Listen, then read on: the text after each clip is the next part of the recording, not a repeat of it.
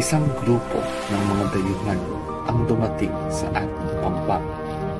Hindi nila dala lamang ang kanilang mga barko, kundi pati na rin ang isang bagong pananampalataya at isang ritual na magpapakilala sa atin sa isang Panginoon na hindi pa natin nakikilala.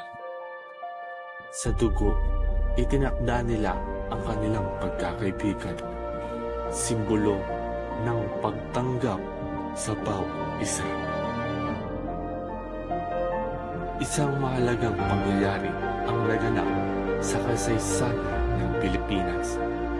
Si Padre Pedro de Valderrama, isang pare ng Espanyol, ay nagdaos ng misa sa Limasawa. Ang lugar kung saan unang narinig ang mga salita ng Panginoon. Ang simula ng Kristyanismo sa ating bayang Pilipinas.